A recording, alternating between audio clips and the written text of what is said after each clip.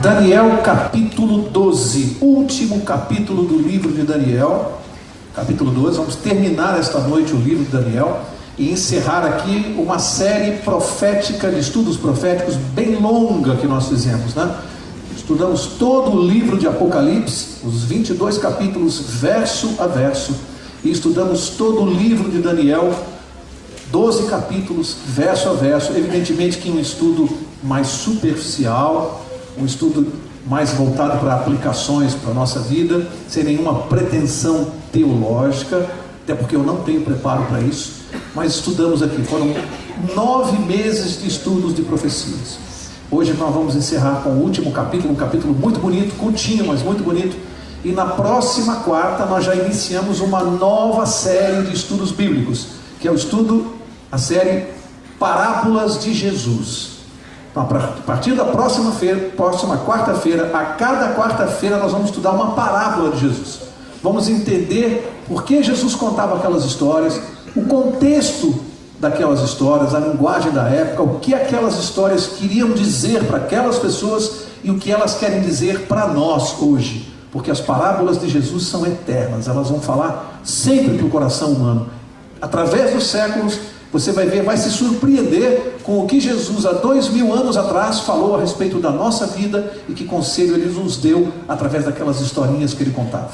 Então, a cada quarta-feira vamos estudar uma parábola e tirar para nós uma lição de vida, já começando na próxima quarta. Quem não trouxe a Bíblia para acompanhar Daniel, basta erguer a mão, nós temos Bíblias lá atrás, tá? Para poder acompanhar.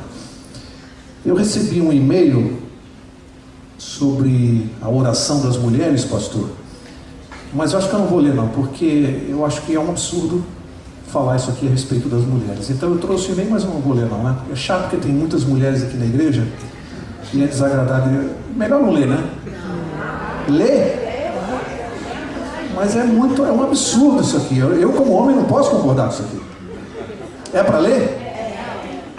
Bom, diz assim: oração das mulheres. Querido Deus, até agora o meu dia foi bom.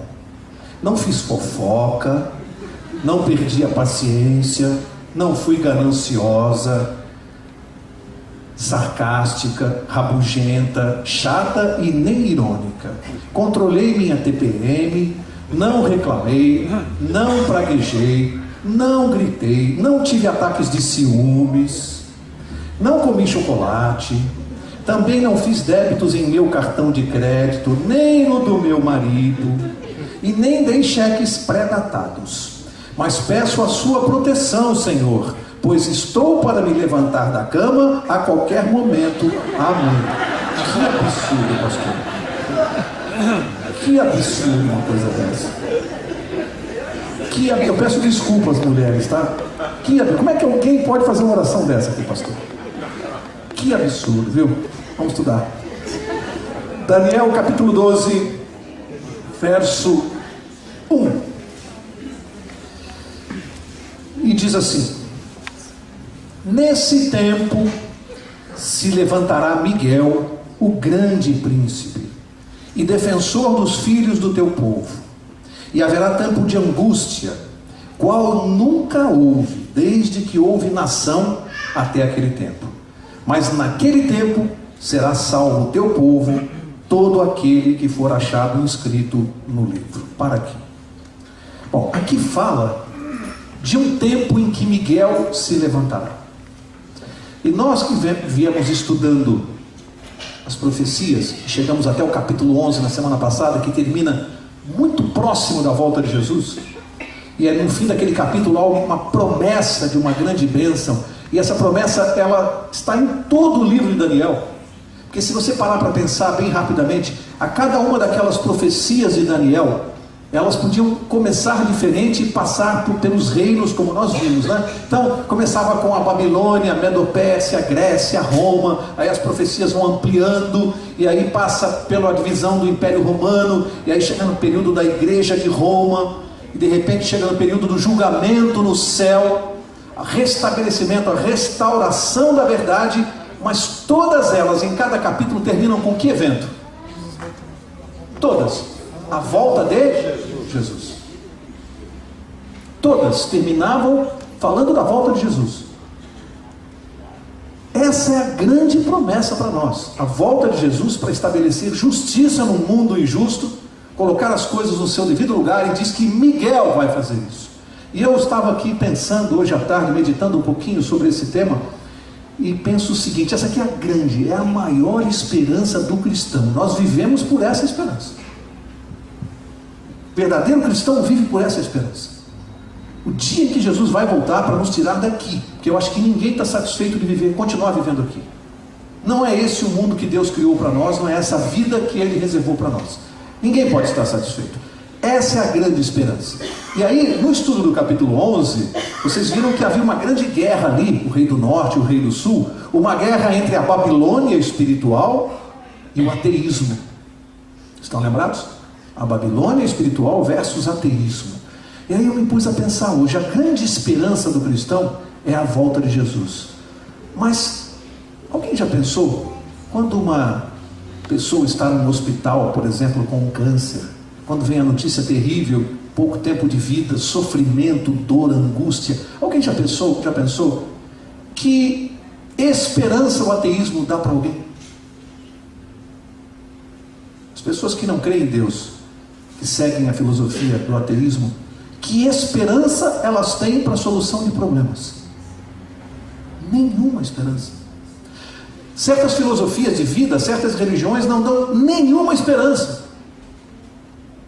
O cristianismo nos dá a maior de todas, que é a volta de Jesus, para resolver todos os nossos problemas, todos. E aqui diz que haverá um tempo em que Miguel se levantará. Já estudamos, quem é Miguel? Jesus Cristo. Já estudamos aqui que esse é um nome de guerra. É o nome pelo qual Cristo se apresenta quando ele está em combate, em confronto pessoal com quem? Com Satanás. Estudamos aqui. Sempre que aparece o nome Miguel, são raras as vezes, ele aparece sempre no contexto de um confronto pessoal entre Jesus e Satanás. Por isso é um nome de guerra. Por isso ele se apresenta com esse nome. E aqui vem uma das poucas citações que aparece Miguel. Diz que nesse tempo se levantará Miguel. Por que a Bíblia fala em levantar-se? Alguém que se levanta estava em que posição? Que posição? Quem se levanta estava como antes? Sentado, assentado. Em que momento Miguel esteve assentado? Nós não vamos ler porque não vai dar tempo, mas se você lembrar do capítulo 7, eu não sei quem se lembra, lá diz assim: assentou-se o tribunal, o ancião de dias. Estão lembrados? Abriram-se os livros, e aí Jesus aparece, cabelos brancos como lã, e aí tem um tribunal, e Jesus está assentado nesse tribunal, ao lado do Pai, nesse julgamento lá no céu, que começou quando? 1844. Estudamos no capítulo 8 e 9, a profecia das 2.300 tardes e manhãs, que termina com a purificação do santuário, que significa o início do julgamento no céu. Portanto, Jesus se assentou quando esse tribunal se reuniu, 1844. Quando é que termina o julgamento? Quando Jesus vai voltar. É quando ele se levanta do julgamento e ele vem para voltar. Portanto, aqui está determinando, esse verso está dizendo isso, que Jesus estava participando de um julgamento no céu e de repente ele se levanta, ou seja, encerrou o julgamento, selou o destino das pessoas. Quem está salvo está salvo, quem está perdido está perdido. Miguel se levantou para vir resolver o nosso problema aqui na terra. Por isso a importância desse verso 1 do capítulo 12, momento fundamental, mais esperado. Olha só, aqui diz que há um tempo de angústia qual nunca houve. Um tempo de angústia qual nunca houve. Interessante. Quem quiser anotar, pode anotar, você confere em casa. Interessante, se você for lá no Evangelho de Mateus, capítulo 24, verso 21, você vai ver que Jesus vai falar de um tempo de angústia, de aflição, ele diz. Um tempo de aflição qual nunca houve até agora, ele diz. Será que ele estaria falando do mesmo tempo de aflição que está se referindo agora no capítulo 12 de Daniel? Não está. Não está. Tem uma diferença. Se você for ler o contexto, porque o verso 22 de Mateus 24, o verso 22 diz que esse tempo teria que ser o quê? abreviado, senão o povo de Deus não resistiria. Jesus está falando da grande aflição, do período dos 1260 anos da perseguição da igreja. Esse período tinha que ser abreviado, senão ia extinguir da terra o povo de Deus. Aquela aflição, angústia, o tempo de angústia de Mateus 24, é um tempo de angústia para a igreja, que durou 1260 anos. Aqui não, aqui diz um tempo de angústia qual nunca houve, desde que houve o quê? Nação. Esse tempo de angústia agora, ele é internacional, ele é para as nações, ele é mundial, atinge a todos. É um tempo de angústia terrível, muito pior. Por quê? Esse é o tempo de angústia relativo ao derramamento das últimas pragas. É esse aqui, é o das pragas de Apocalipse 16. O que Jesus fala lá em Mateus são os 1260 anos da perseguição da igreja, que são coisas diferentes, tá? E é bom a gente entender isso. Verso 2: muitos dos que dormem no pó da terra ressuscitarão, uns para a vida eterna e outros para a vergonha e horror eterno. Esse verso aqui vocês vão ouvir falar dele muitas vezes, porque aqui tem uma palavra-chave. Quantos ressuscitarão do pó da terra? Quantos?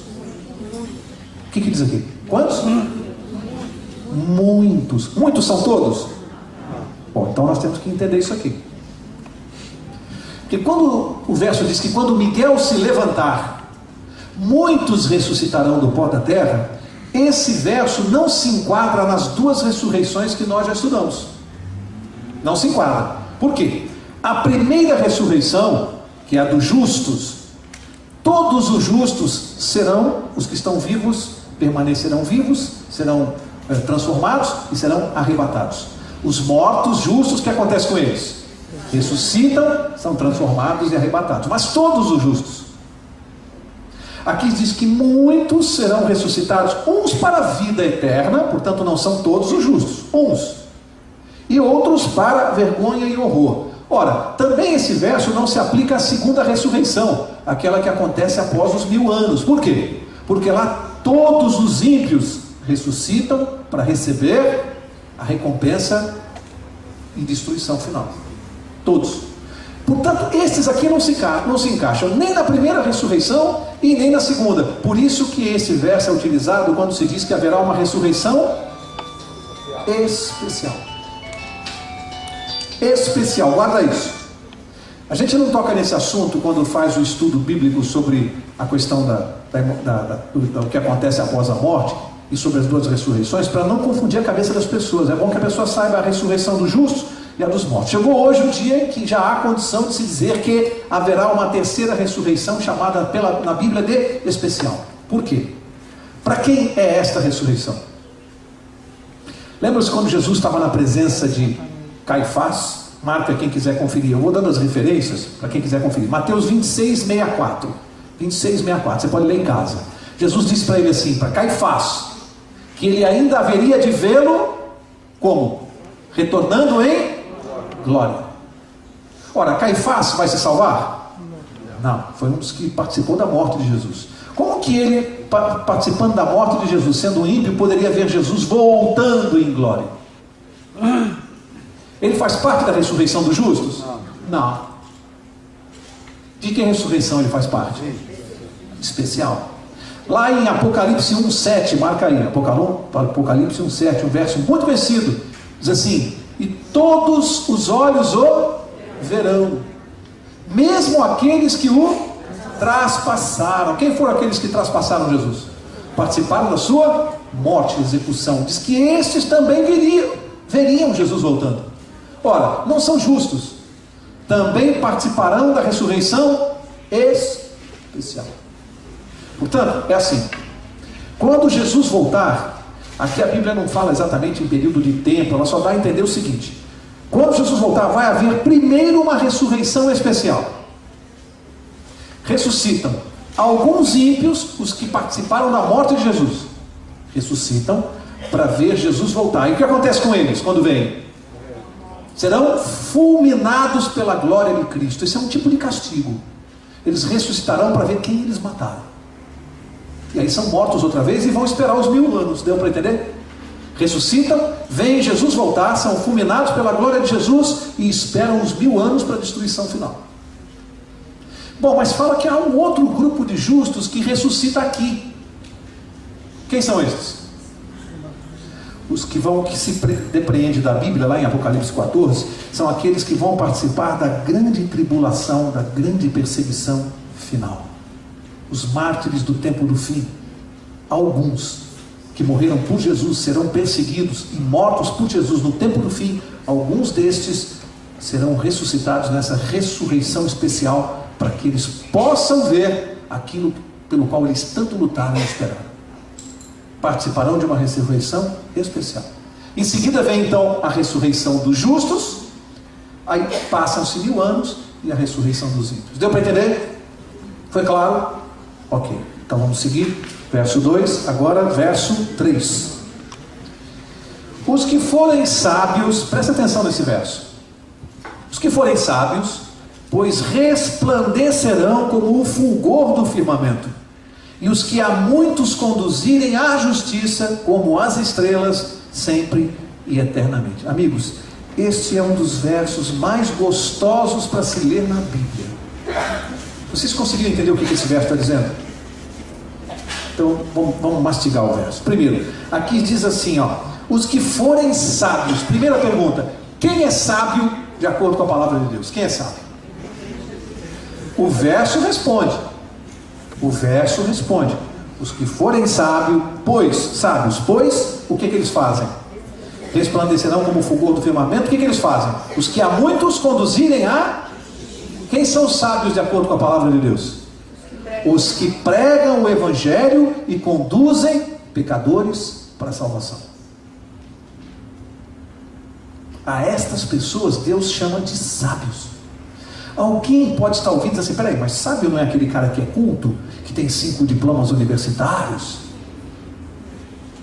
Não. Pode ser sábio de acordo com a filosofia mundana, sabedoria humana, cultura humana. Isso não é sabedoria de acordo com o pensamento de Deus.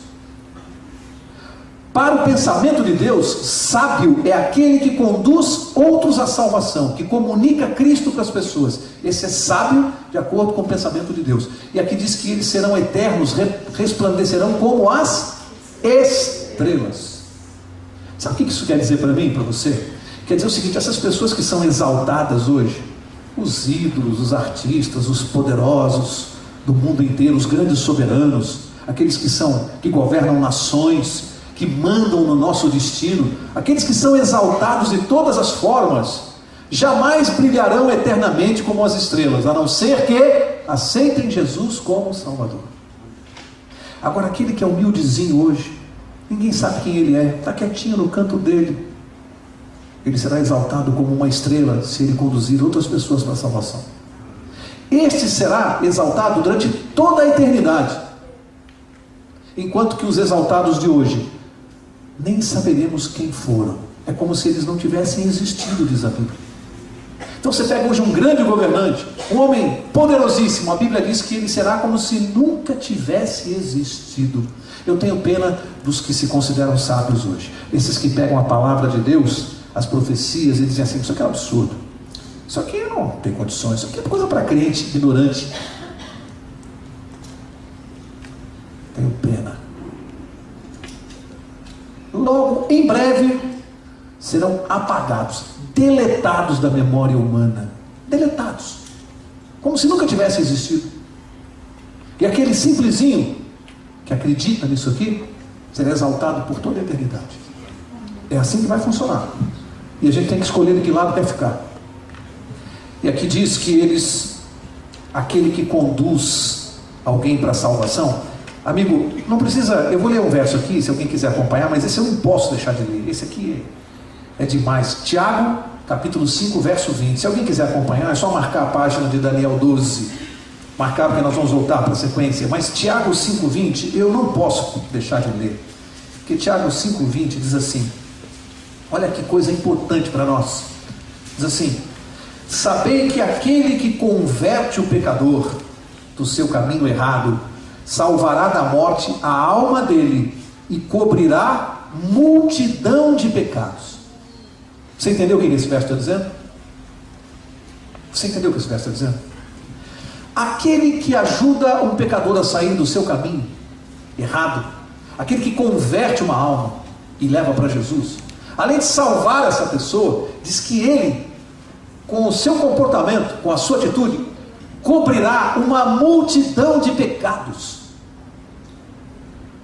Sabe o que Deus está dizendo? Mauro, você tem muito pecado na sua vida? Eu sei que tem, Mauro. Cada pessoa que você traz para mim, eu apago com uma borracha uma multidão dos seus pecados.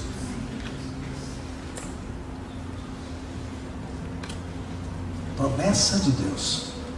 Você quer apagar um monte de besteira que você fez na sua vida? Leva pessoas para Jesus. É o trato, é o acordo. Jesus está dizendo, traz gente para mim e eu vou apagando. Sabe por quê? Porque aquele que traz pessoas para Jesus, que se dedica à palavra, ele é transformado, ele nunca mais será o mesmo. Nunca mais, pode ter certeza. Ele não é, jamais vai ser o mesmo. Por isso que preocupa a igreja uma pessoa que não faz evangelismo e não se preocupa com a salvação dos outros. Isso preocupa a igreja. E Deus diz assim, ó, apago uma multidão de pecados. Então, já não fosse por outros motivos, só esse seria suficiente para a gente acordar e desde cedo começar a se preocupar. Para quem eu vou dar estudo bíblico hoje? Já seria motivo suficiente, só para apagar a multidão dos pecados. Dá para fazer um sermão sobre isso aqui, mas a gente precisa andar. Diz assim, verso 4: Tu, porém, Daniel, encerra as palavras e sela o livro até o tempo do fim. Muitos o esquadrinharão e o saber se multiplicará.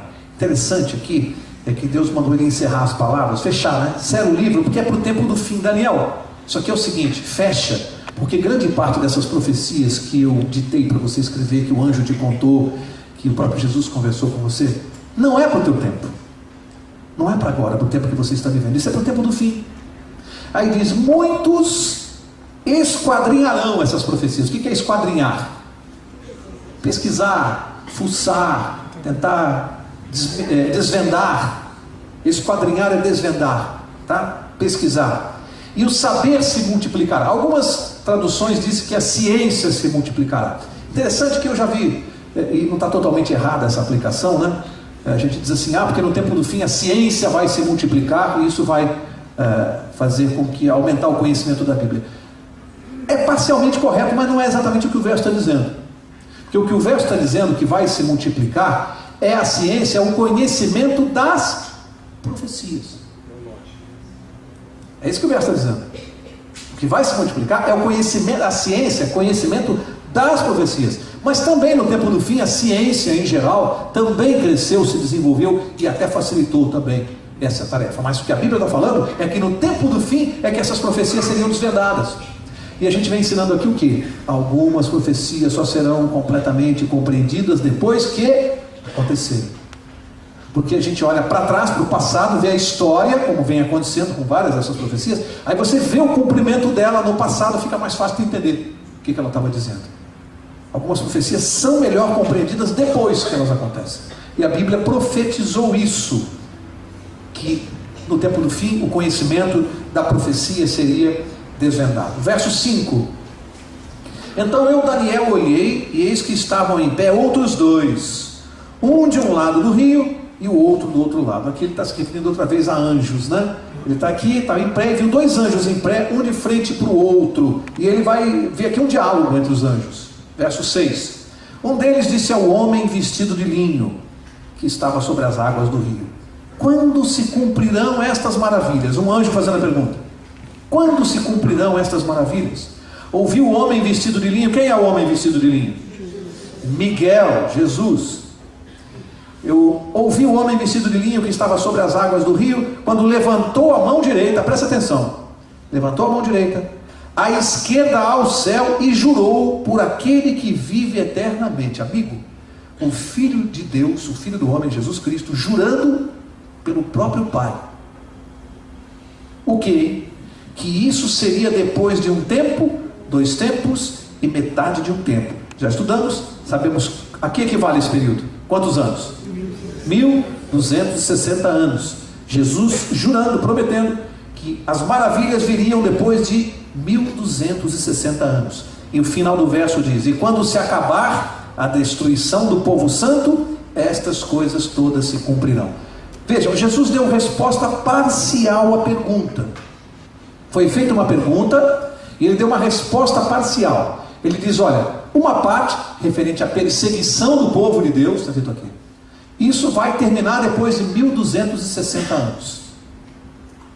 Porque a pergunta comportava 2 episódios, e isso nos leva lá para o capítulo 8 de Daniel. Lembra-se? Até quando durará essa coisa dele ir até o príncipe do exército, tirar o seu sacrifício diário, a assolação desoladora? Quanto tempo? E a restabelecimento, a restauração da verdade. São 2 coisas, 2 períodos diferentes e 2 respostas. Jesus respondeu o primeiro aqui, nesse verso, 1260 anos, e nós já estudamos isso. Aqui se refere a esse período, tá? Agora verso 8. Eu ouvi, porém, não entendi. Daniel falou: eu ouvi, mas não entendi. Então eu disse: meu Senhor, qual será o fim dessas coisas? Ele queria um esclarecimento melhor. Ele respondeu, olha o que Jesus respondeu para ele. Isso aqui serve para nós. Ele respondeu: vai, Daniel, porque estas palavras estão encerradas e seladas até o tempo do fim. O que Jesus respondeu? Vai, Daniel, calma, descansa, confia em mim, deixa nas minhas mãos. Sabe por quê?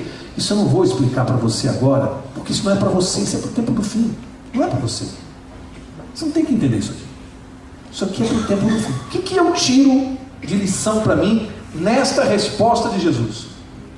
Pensa um pouquinho. O que você tira para você e eu tiro para mim? Primeiro que Jesus disse: vai, Daniel, ou seja, deixa nas minhas mãos, confia em mim, vai, Daniel, faz o que você tem que fazer, escreve, deixa o resto comigo, é comigo o resto. Mas, sabe, o que a gente tira de lição é um princípio também. As profecias não são dadas para satisfazer curiosidade humana. Brincadeira de futurologia, ficar adivinhando, não. A profecia tem um fim prático, específico. Primeiro, aumentar a nossa fé, mostrar que o mundo está no comando de Deus. Esse é o sentido da profecia. Deus dizendo: o mundo está nas minhas mãos, jamais saiu do meu controle. Mas Deus revela até onde nós temos condição de entender e pede que aguardemos aquilo que vai se cumprir no futuro. Ou seja, a profecia não é para satisfazer curiosidade de ninguém, ela tem um efeito prático. O que é para saber agora, Deus fala. O que não é para saber, Ele diz: vai, Mauro, vai, Daniel, vai, Pedro, vai. Não é para você agora. Fica tranquilo, confia em mim. O que é para você saber agora, eu já revelei. O que não é para o tempo do fim. Que coisa impressionante. Significa que para nós hoje existem coisas reveladas, e ainda mais nós que estamos vivendo no tempo do fim, estamos tendo todas essas revelações, mas ainda um percentual bem pequeno, 1%, 2% de profecias ainda não desvendadas. E Deus não se agrada com curiosidade irreverente, futurologia. Deus não se agrada com isso. Chute, não. No tempo certo nós vamos ter a revelação de cada profecia, das que faltam. Verso 10, estamos terminando. Muitos serão purificados, embranquecidos e provados, mas os perversos procederão perversamente, e nenhum deles, o que diz aí? Entenderá, mas os sábios entenderão. Amigo, tem um negócio aqui impressionante. Está dizendo que os que são perversos, os que não têm bom coração, podem pegar a Bíblia, ler de cabo a rabo, com toda a sua cultura, em várias línguas, fazer o que quiser. Deus diz assim: eles não entenderão. Pode ter a cultura que tiver, a esperteza que tiver, não vai entender. Aí ele vai ficar lendo e falar assim: mas esses crentes aí são, que besteirada isso aqui. Não vai entender. Problema aqui no coração. Deus diz: não vai entender, com toda a cultura que tem. Por isso me preocupa quando uma pessoa muito inteligente, muito culta, começa a ler a Bíblia e não entende nada e fica nos criticando. Me preocupa. Porque Deus diz que só os sábios entenderão. E quem é sábio? É outro conceito. Portanto, não estranhe Muitos não vão entender nada. Isso que para nós aqui está claro, não tem a menor... As outras pessoas vão ler e vão dizer que nós estamos loucos. Loucos, é um absurdo, porque eles não conseguem ver o que nós estamos vendo e entendendo, porque é a ação do Espírito Santo. Não fosse a ação do Espírito Santo, nós não entenderíamos. Nós somos privilegiados, somos protegidinhos do céu. Essa é a verdade. Nós somos protegidos de Deus. E aqueles que têm o coração perverso, como diz aqui, não entenderão. Não vão entender mesmo. A cultura deles não vai servir para entender uma só linha da Bíblia. Uma só linha. Verso 11. Depois do tempo em que o sacrifício diário foi tirado e posta a abominação desoladora, haverá ainda 90 dias. 1290 dias. Aqui surge um segundo período profético. Porque até agora a gente vem estudando sempre quantos dias? Quantos anos? 1260. Agora Jesus fala em 1290. É uma profecia diferente, é um novo período. Qual é o ponto de partida? Quando for o sacrifício diário for tirado e posta a abominação desoladora. Então são 1260 anos. Interessante que nós sabemos que esse poder que gera o que a palavra de Deus chama aqui de abominação desoladora, nós já estudamos nos capítulos anteriores, sabemos que ele realmente, historicamente, se estabeleceu no ano de 538, com aquele decreto de Justiniano, e vai até o ano de 1798, decreto quando a igreja de Roma é estabelecida como a igreja oficial do Estado, isso oficialmente. Mas aqui fala de um período um pouquinho anterior, porque fala do momento antes dele se estabelecer definitivamente historicamente. Os autores mencionam um fato interessante, que foi o momento em que isso começou a acontecer, em que esse poder começa a chegar nesse status.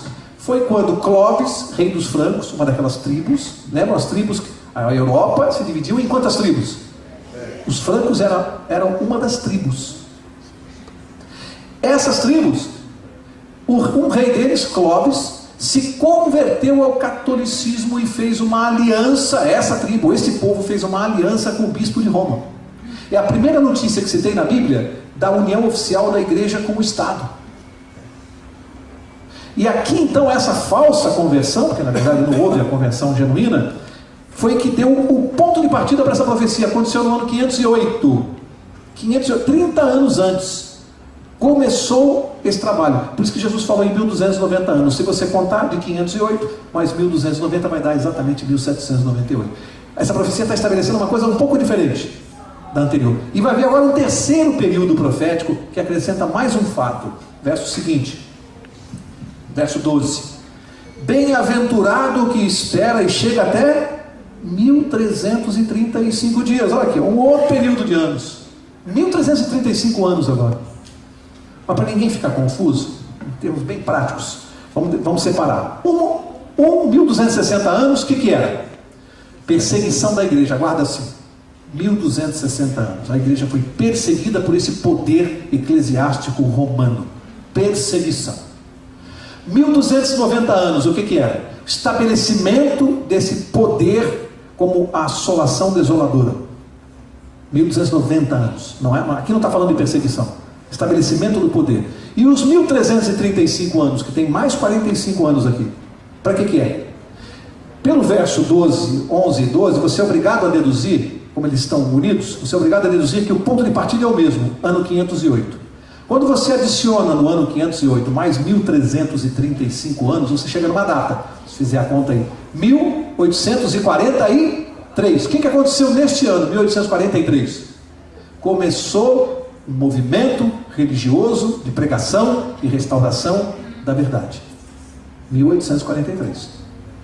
Portanto, esse período dos 1335 anos tem a ver com a restauração do quê?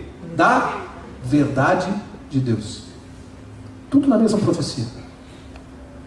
Então, uma profecia fala sobre a perseguição do povo de Deus.